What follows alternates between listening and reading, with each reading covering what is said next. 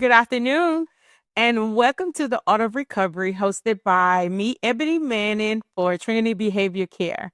And this month is also Domestic Violence Awareness Month. And today we want to have a conversation to let the community know that there's help out there, there's resources out there, and what we can provide. Today, Pee Dee Coalition Against Domestic and Sexual Assault is a nonprofit volunteer organization dedicated to the reduction of sexual assault, family violence, and child abuse to the needs of its victims. Their vision is it is the belief of Pee Dee Coalition that the reduction of family violence, sexual assault, and child abuse is a community issue and concerns the total community, not only women, not only services providers, but all who value the basic desires to be free from physical threat and harm.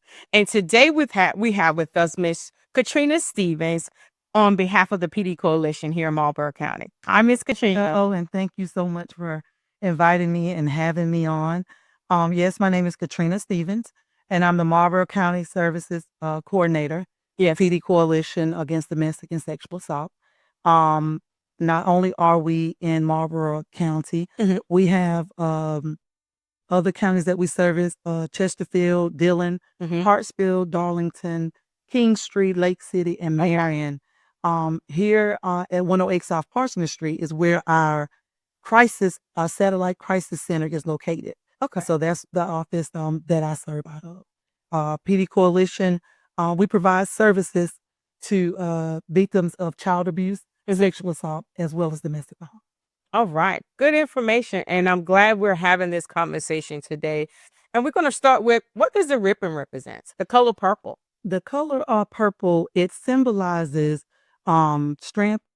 It symbolizes peace, courage, as well as survival.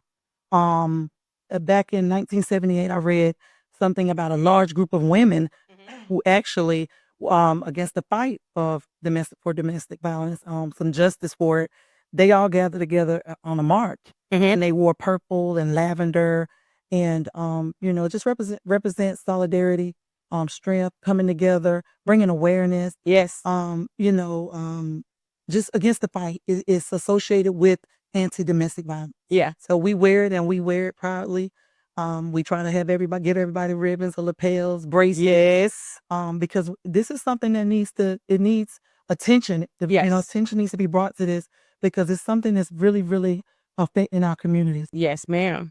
That is so true. And this is why we're here. And I'm happy to have this conversation because, like you said, it's a topic that we don't hear much about. And then even it could be biased because, men go through it as well. Absolutely. And like their vision says, it's not only for the service providers, not only for women, it's for its total community. Absolutely. We also have a program on Alternatives to Violence program. I think this year's their 30th year. They're actually about to do, they're celebrating 30 years this year, and they work with the offenders. Okay. They actually work with the offenders. So we work both sides of it, the victim services. Wow. We work with the victim as well as offenders, to try to teach them better ways of communication, healthy relationships. So I think when we say encompass the whole family, Yes. I think that's where that comes in. I love that approach because we don't care about the offender. 9 times out of 10, it's like, oh, they're going to jail. There's punishment. But with punishment, this is an approach that we can bring awareness as well, because obviously they're hurting from somewhere too. Absolutely. And like we said, we're talking about the whole family. And we know that, just punishing someone doesn't fix a problem. It doesn't fix the problem. It's still a family is destroyed. Children are being affected. Their father or, that dad is being removed. Yes. So, just giving them some fundamentals, some things to maybe just kind of reset and refocus. And sometimes people just have to relearn things. Yeah. We all are affected by different things, traumas in our own life. So sometimes we have to be taught or re-educated, so that we can go forth and end this, this. I like that statement you just made. That was very powerful. Re-educate, relearn. Because of what our backgrounds or what we're used to or what it looks like. That is a true statement. That is a powerful statement, because asking for help is strength. there's nothing wrong with it, but also things become learned behavior. And we're doing what we saw or what we was taught or what we feel that that's the right thing to do. So being able to open this conversation and have these services, because it affects everybody who's involved. Yeah. And we actually just had a simulation in her shoes on October I think it was the 10th. Yes. Where we actually opened it up to our Marlboro County Coordinating Council members. And that's exactly what we did. We wanted everyone in the room to just kind of, take off their hats as whatever titles they have and just, put yourself in that victim's shoes. Yes. Because sometimes they do get re-victimized. Law enforcement, just people in general. Yes. Where she's gonna go back. Yeah. This has happened before. And sometimes you just have to, it was so many different scenarios that I think it opened up people's minds and gave them an opportunity to see that sometimes it's not that easy to leave. You're right. And when they actually leave, that's something that we should encourage them and let them know, look, I support you. Yes. And even ones that stay, even the ones that stay, we should support them and, help them find safety plans or better ways so that they can eventually leave the situation. Yes. And I had a wonderful opportunity to get that invite, you guys. And when I tell you, it was powerful. To be able to, like she said, take your hat off, take the titles away and participate. And Ms. Stevens, you guys, do you have a 24-hour crisis line? Absolutely, we do. We have 2 numbers that victims could call when they need immediate emergency assistance. 843-669-4694. Okay. Or 800-273-1820. Okay. And that's the 24-hour crisis line that they'll be able to reach someone guaranteed. Absolutely. Someone answers our crisis line. Our advocates are also on call mobile crisis where if someone needs assistance at a hospital. But someone's always available to answer the crisis line. Okay. And that crisis line number also talks, that's also access to the mobile, and that mobile meeting is just meeting you guys where you are. We'll meet them where they are. Okay. Hospital. If we need to go to out to a hospital in Florence or Chirral, Marlboro County doesn't have one. So wherever that victim is. Okay. That's good to know. Good to know. Good to know. And also this month, you guys had a month of different activities for the community to be able to participate in. Yeah. Can you talk a little bit about that? October was and is very busy for us, Domestic Violence Awareness Month.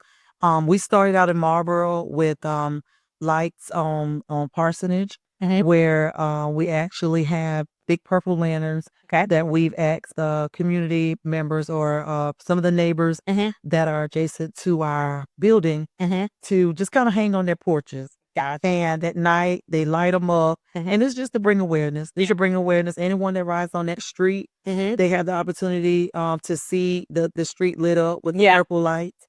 I bet you that's pretty cool. It really is. It really gets people talking. Yeah, bringing awareness. It does. It really does.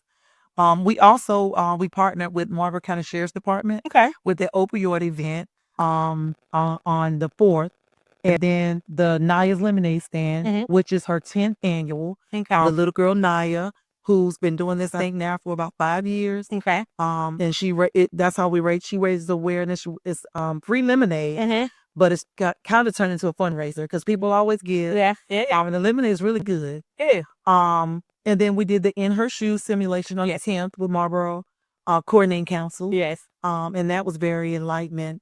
Then we were supposed to do the Riders Against TB. A group of female riders that we started last year. And where we come together in unity. Starting in Blenheim, we go through Clio, McCall, Tatum, Wallace, and then we end up at the courthouse at Bentonville. Just to show unity for the whole county. And awareness. We want to go to each municipality just to show represent awareness with the whole county. That was actually canceled because of the weather. So we're hoping to do that again in April. So April, you'll be able to have the opportunity again. April is Sexual Assault Awareness Month, so we're hoping to do that in April again. All right. Yeah, we're going to look forward to that and have you back on so you can give us a heads up again in March. Absolutely. And we also been doing some church events. Okay. Where we're calling them prayers in purple. Wow. Where we go in and we give information or present information about Domestic Violence Awareness Month, and the pastors or someone in the church actually prays for the victims who have passed away, Yeah. lost their lives due to domestic violence. Mm-hmm. So we're actually still in the process of some of those. And we have a senior circle that we'll be doing at the library here.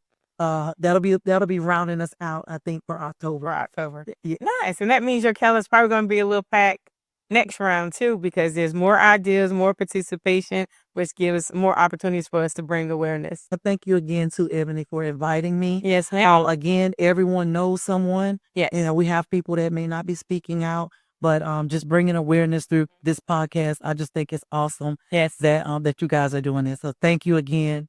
You're more than welcome. Yes, more than welcome. And we're looking forward to the partnership and making our community great again, and making our community know that we have all the resources. It's not, you don't know one thing, somebody else can find out for you, right? All right. All right. Thank you guys for watching. This has been the Auto Recovery. Thank you and God bless. All right, y'all. We're going to go ahead and dig in a little deeper to expound on what it looks like for the victims. And we have Ms. Wendy Woods here with Pee Dee Coalition, and she's going to talk a little bit more about resource development. This is what she does, and she's going to expound on for the victims what it looks like. And then also with the Pee Dee Coalition when it comes to funding and how we support the victims that come in. Ms. Wendy, I'm glad that you're here with us today. Glad to be here. Thank you so much. And I'm ready to hear with the resource development. What does that look like? Okay. What does that look like? We're in Marlboro County and we're talking about resources. We're in a rural area. So when we talk about resources, it's about tapping into the resources, because we're a nonprofit. We're a nonprofit. Any nonprofit is going to pay funds and money, to make things work. And when we say make things work, we're talking about if that mother of children that's coming to the shelter, or a victim of domestic violence that's needing, I don't know, a gas card, or may need transportation. Yes, that takes money. Yes, that takes money. And what that does is also, something even less concrete. It can be our services that we provide. As well. It takes money for all of this to happen. Yes. And in my new position, as resource development, is tapping into those resources in our community, whether it be a private citizen, whether it be a church, whether it be a civic organization, to say, hey, do you believe in our mission of a more compassionate community? You know what I'm saying? Yeah. And our vision of having, a more compassionate, and also just reducing family violence in our community. And most people say, yeah, I agree with that mission. Yeah. And that's 9 out 10. They're right here in our community. And it's just tapping into those resources. And tapping into those hearts. Yes. So they'll say, I believe in what you're doing. Let me give some type of way. Yeah. And knowing that it's going to take the giving. Yes, It's going to take giving. Yes, ma'am. Now, and what it does is it just ensures that our mission has been accomplished. Yeah. It just ensures our mission has been accomplished. And it takes just people working together. Yeah. And also knowing that bit by bit, look, penny by penny. Yeah. Or, let's see, dollar by dollar. Yeah. Do I need to go even higher? So, but it takes that. Yeah, it takes that. It's something a lot of people don't like to talk about. Mm-hmm. But we appreciate first the donors that do give. Yes, ma'am. That give earnestly. Yes. Earnestly. Tirelessly. And for those that may not know about our services, for me to tap into that. Yes. Hey, you might not know about the Pee Dee Coalition and our services, and it's up to me to also spread the word of what we're doing. Yes, so people can give, because if they don't know what we do, there you go. how can they give? And that's why we're here. That's exactly why we're here. And we're having this conversation and bringing awareness, because you're here. You have the resources. And like you said, it's important that you reach out locally, because it starts here. And sometimes they're not aware of what's going on. That's right. And sometimes I think because we're in a rural area, sometimes people think that there isn't the resource that we think we need, but if people are unaware, there's no way that they can know the kid. So, it's about awareness. A lot of it's about awareness too as well. Yeah. So just thank you guys for being that platform. Yes, ma'am. We can do that. Yes, and that we thank all that you've always done for and partner with the Pee Dee Coalition. Everybody is going through something. That's right. And you have to meet them where they are by being relatable. And I think you guys, y'all show that every time I see you. Every time I see you guys, you're showing your passion and believing in what you're doing. Thank you. Thank you so much. My background is higher education and about 16 years in higher education and working at the Pee Dee Coalition for the past 4.5 years. I see the other side. When I say the other side, I see our community as far as it relates to social ills, and how trauma affects a lot of what happens in our community. Yeah. Trauma, whether it is sexual assault, whether it's domestic violence, trauma is something that I think people don't understand or can't wrap their heads around how it affects from child to adulthood. Yeah.